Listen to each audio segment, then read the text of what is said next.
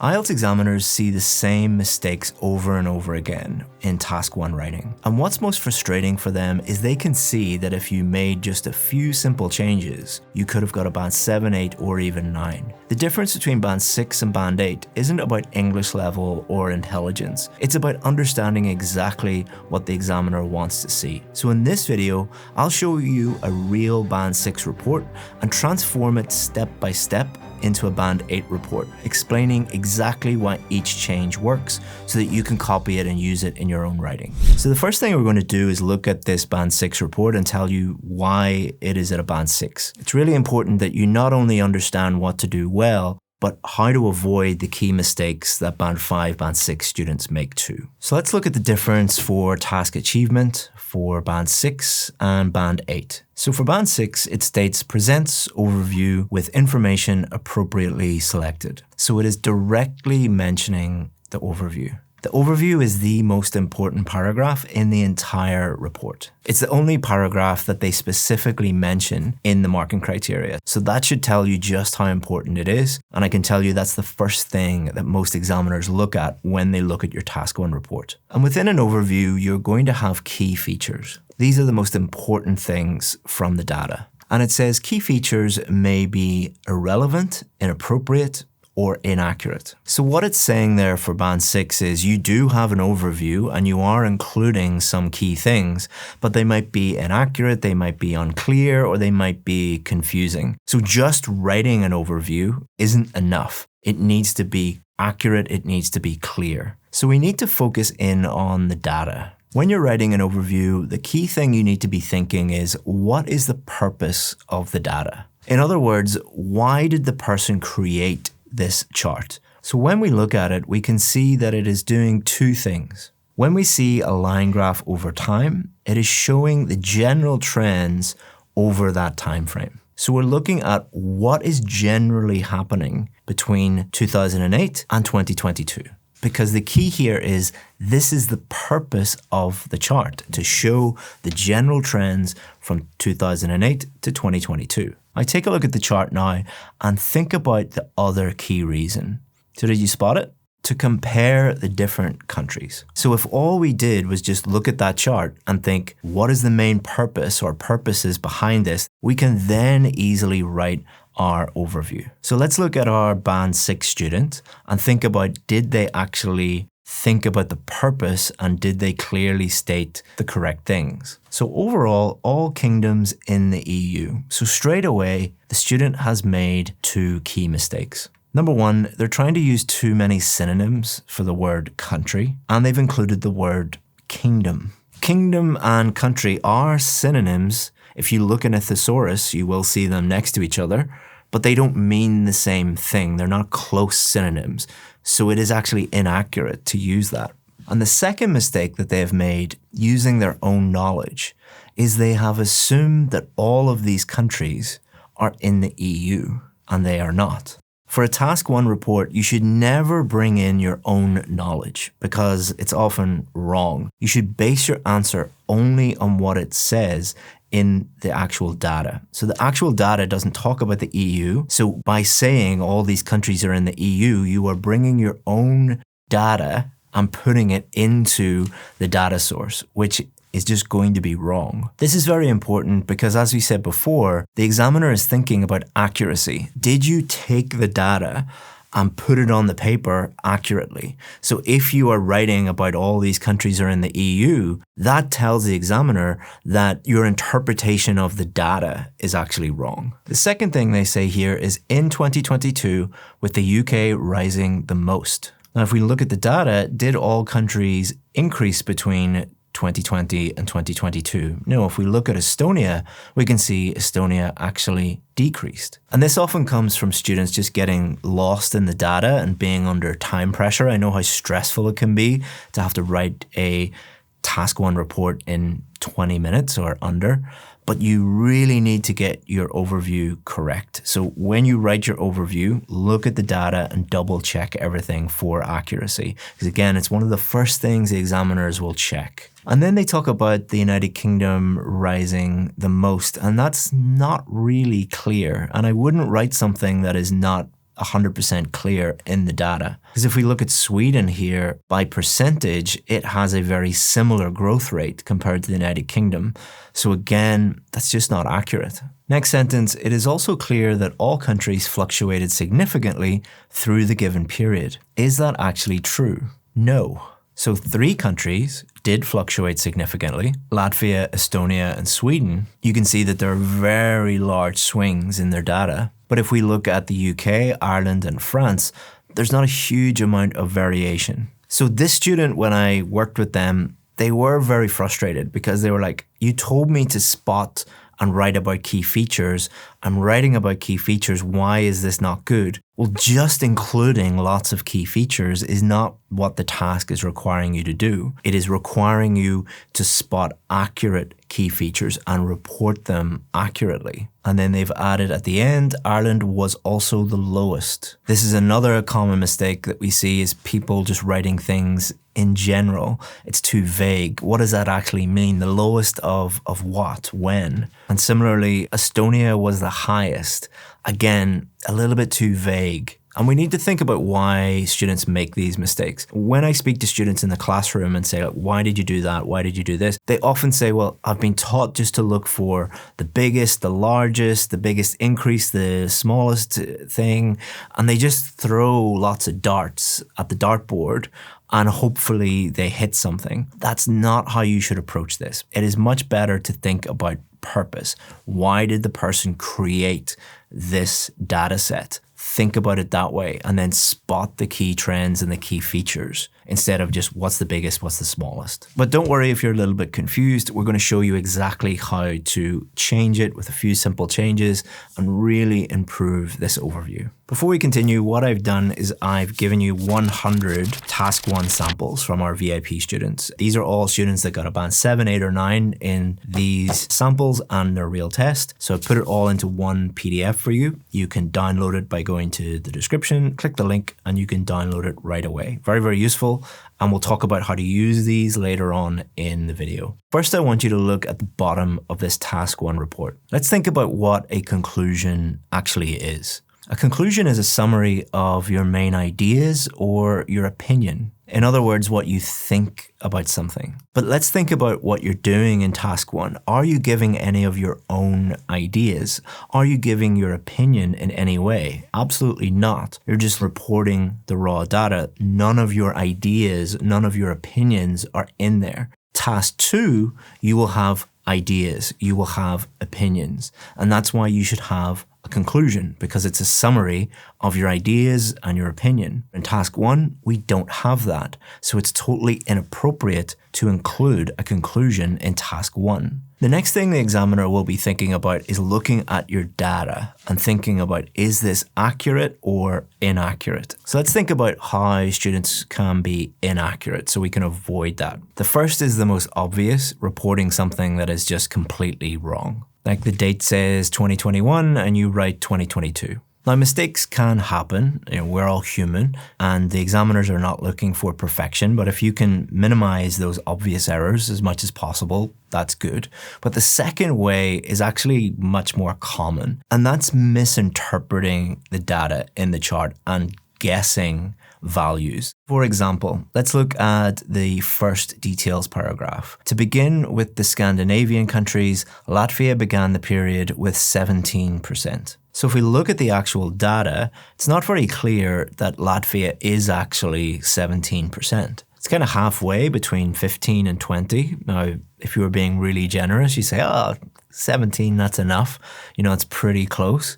But that's not what's being tested here. It's being tested, can you accurately report data? So instead, what you could do is you could write around 17%, approximately 17%. Now, 2 little words, but it completely transforms the accuracy of what you've just reported. I've had many students who get frustrated with this and be like, but you know what I mean. Well, the examiner doesn't know what you mean. The examiner can't send you a text after or hopefully not, send you a message on WhatsApp and say, what did you actually mean? They can't do that. So you have to put on paper what is actually accurate. This type of stuff is important and it's very easy to fix. And if you look throughout this report, you'll see lots and lots of little mistakes like this. All of these are just guesses, but they're putting them on paper as if they are exact. So if we move on to coherence and cohesion, it talks a lot here about how you present the data or how you organize the data.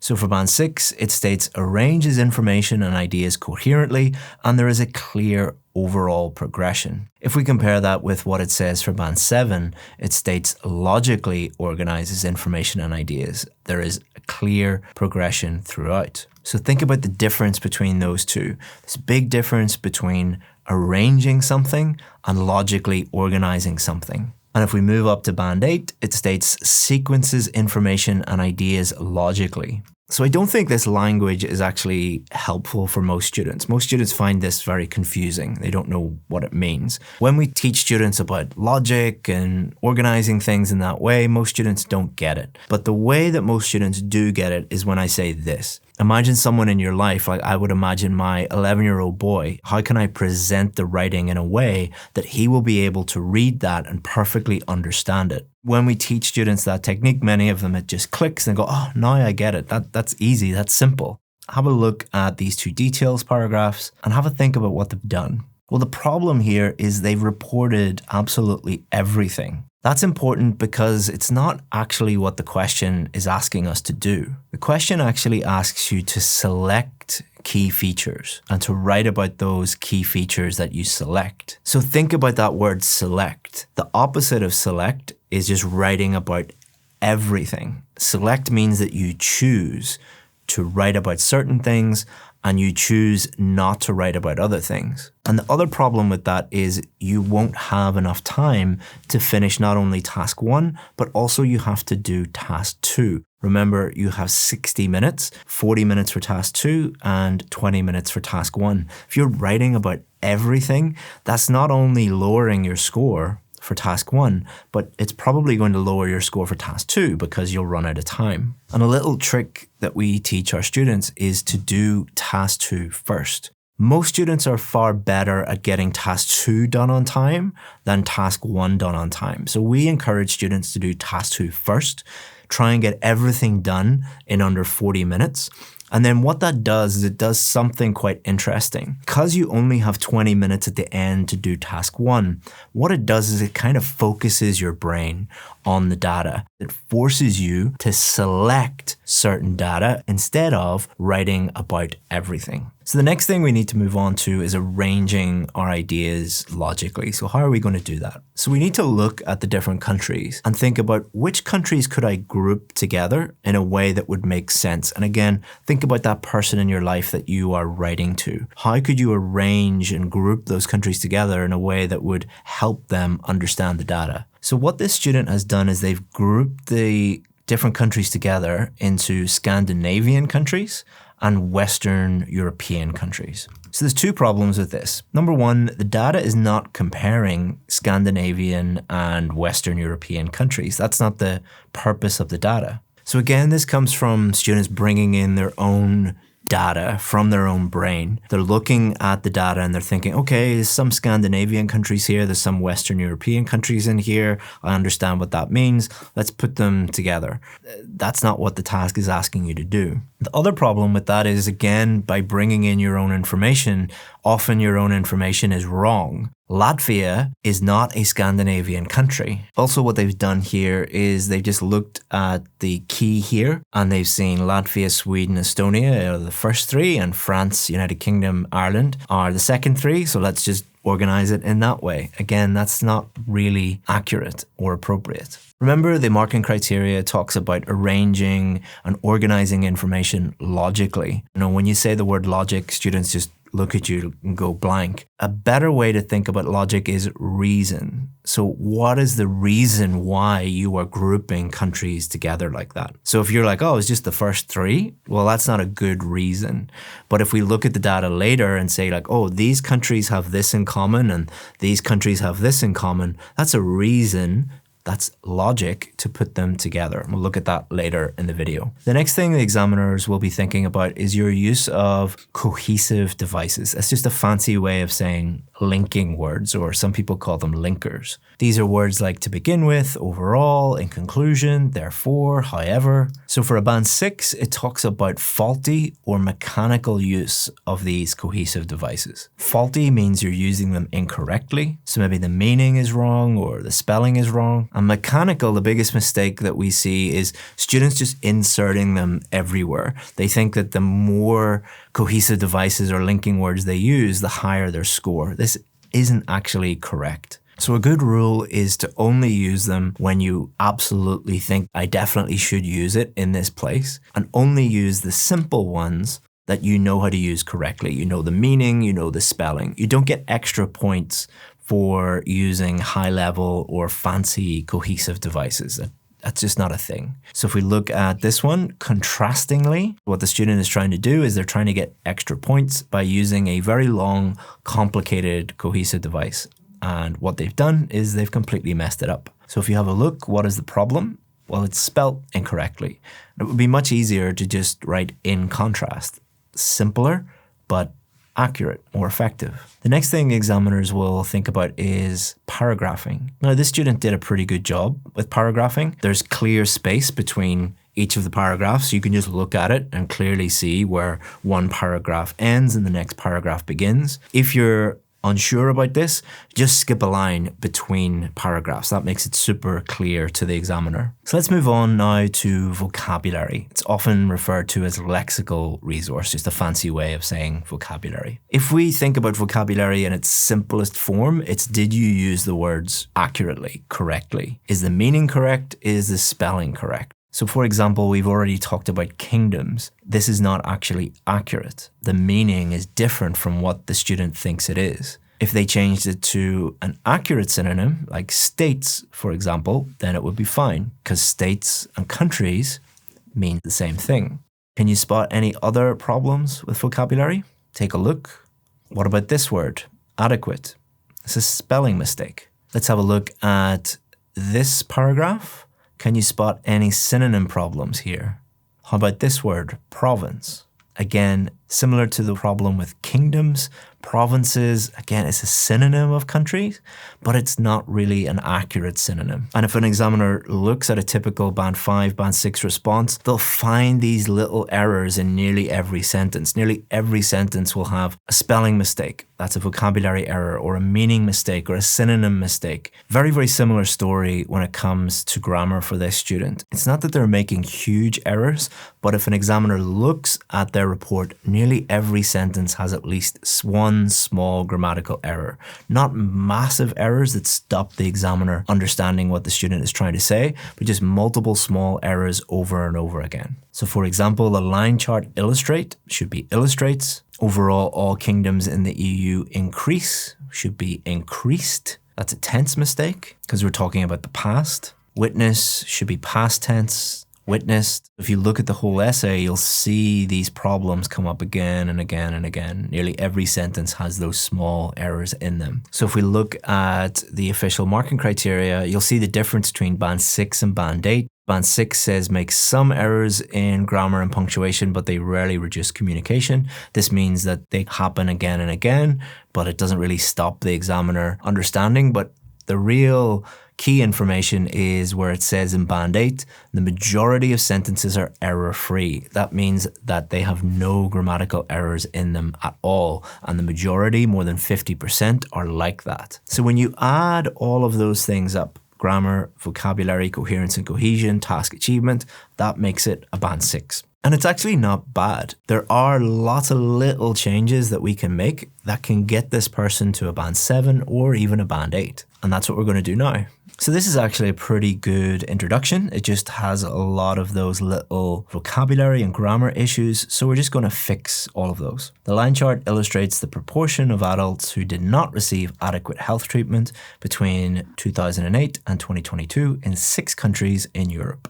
And you'll notice I repeated the word adults because I don't want to give you the wrong impression that you have to change every single word when you're paraphrasing your introduction, because that sends a message to students that they need to think of an accurate synonym before they move on. It's better to repeat the word and move on and get on with the rest of your report than spend 5 minutes going like, I can't think of another way to say adults. Like, it's okay to repeat some words. Try and vary your vocabulary as much as you can, but don't get stuck on one word. So before we help the student with their overview, I just want to look at the data again and think about what is really happening here. So we're looking for key features or the most important things or the most significant things. A little trick that I came up with a long time ago when I was teaching in the classroom was the journalist trick. Imagine you are a journalist and you have to write a headline about this data. So what that does is it forces you to only write the most important thing,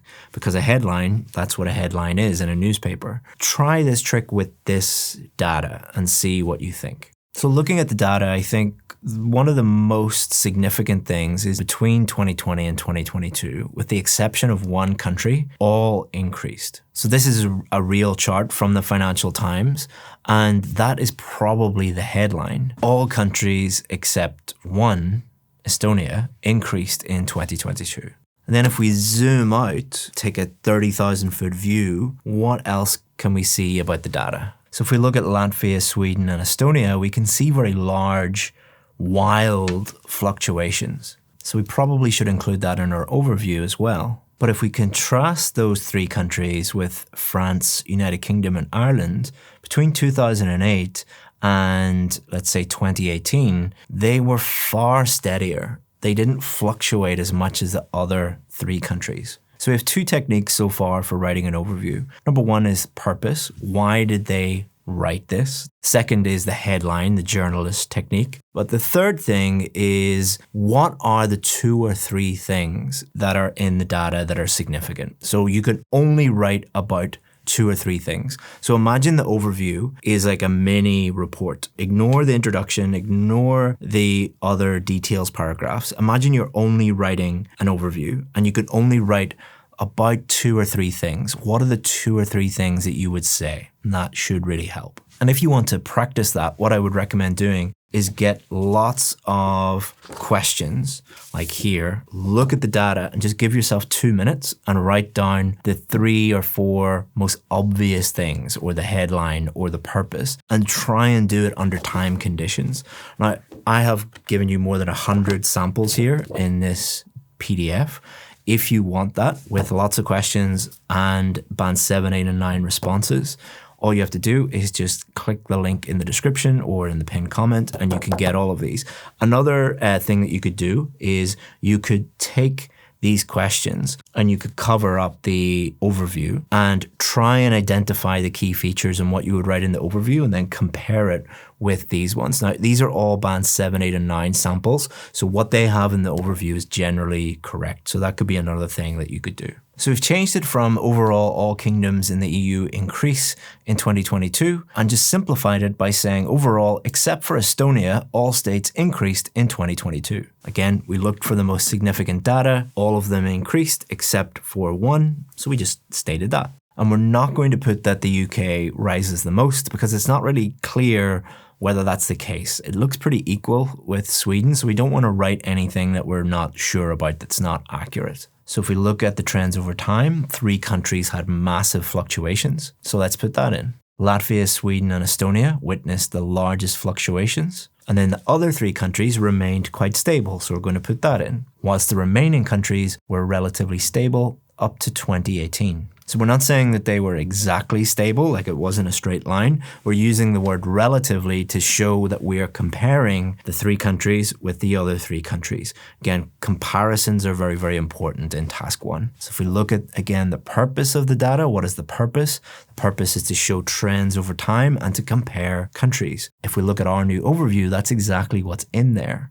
And then if we continue to look, we can see that a big point is the UK diverging from all the other countries in 2018.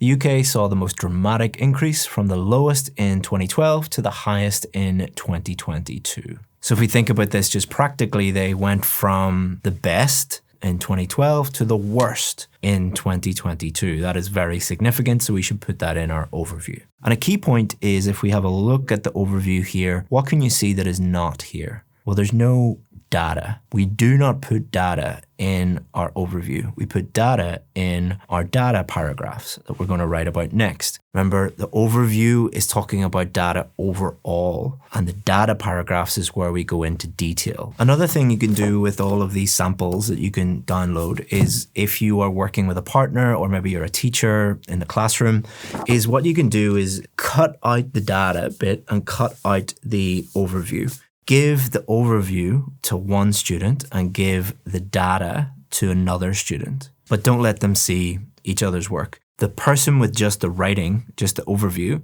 get them to draw the data. All right, generally. It doesn't have to be exact, but it should look generally like that.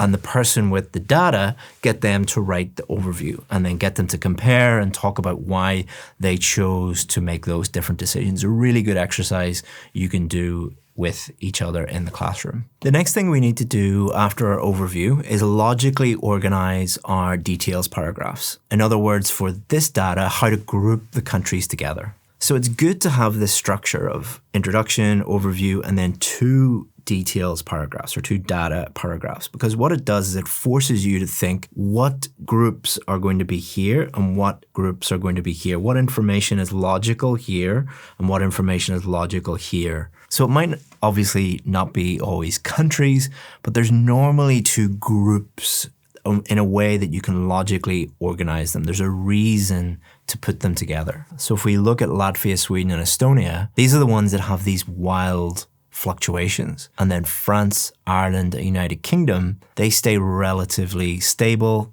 and then increase. So that is the reason to group those countries together. So we're going to take Latvia, Estonia, and Sweden, and we're going to write about those in our first details paragraph. And then we're going to take France, United Kingdom, and Ireland, and we're going to write about those in our second details paragraph. But please, please, please don't look at a line graph over time and think, let's look for the ones that fluctuate and look for the ones that don't. That's not the point that I'm trying to make. You need to look at each chart on its own and think about what is a logical way to group different things together. Again, if you want, what you can do is you can look at these, download these, and go through this as an exercise. Don't try and do the questions first. Try and just look at how to organize the data and then look at how did this student actually organize the data. So let's start off with Latvia, Sweden, and Estonia. So we started off, Latvia had the highest number in 2010 with just over 20%. Contrast that with the Band 6 student. Latvia began the period with 17% of people unable to receive the required care, and this increased to 21%. So the key differences here are the Band 8 student is selecting the key features to write about. They're not writing about everything. And the next difference is the difference between the accuracy of the data. The Band 6 student has stated exactly 21%, whereas the Band 8 student has said just over 20%. Another way to think about this is the Band 6 students, somebody can argue with them and say you are wrong, whereas nobody can say the Band 8 student is wrong. It is just over 20%. But it definitely is not exactly 21%. But Latvia also had fluctuations, so let's write about that. However, this steadily decreased to below 10% in 2020. Now let's write about Estonia. Let's have a look at Estonia. What is the most relevant, the most striking thing about Estonia? So have a look. What do you think about Estonia? Well, it has the biggest fluctuations. So we simply just want to describe that. So Estonia had the wildest fluctuations with around 6% in 2010, a massive jump to 20% in 2012, before falling again to 10% in 2014. Now you'll notice the Band 6 student continues on and says, and then steadying out to between 15 and 13% between 2016 and 2022. The Band 8 student has decided not to continue because they don't think that that information is relevant. Remember that word, select. Now, if you had to only select a few things about that country to talk about, the most important things, what would you write about? So let's move on to Sweden, and I'm going to teach you a little technique that you can learn that will help you write in task 1 about data, and it's called chunking. And what it does is, instead of writing about every single little point, you chunk things together in groups, and that forces you to only talk about the most significant data.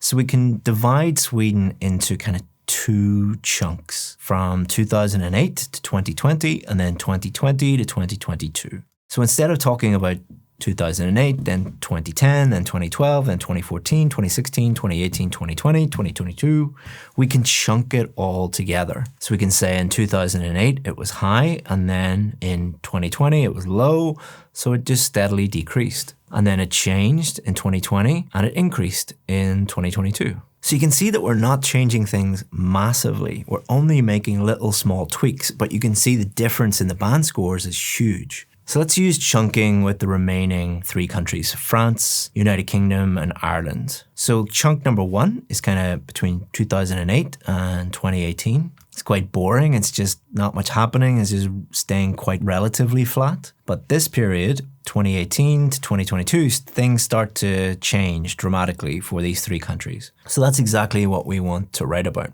So France, the UK, and Ireland all started below 5% and remained relatively steady until 2018. So you'll notice here that what we didn't do was say like France started at 5% and then talk about every year for France, and the UK started at below 5% and then every one for the UK. We want to group them together because we don't have time to be writing about every single little data point. And this is where chunking comes in again. So we're able to look at that chunk and think, well, they're all kind of below 5% at the start, and they all kind of remained relatively steady. So we can write that in.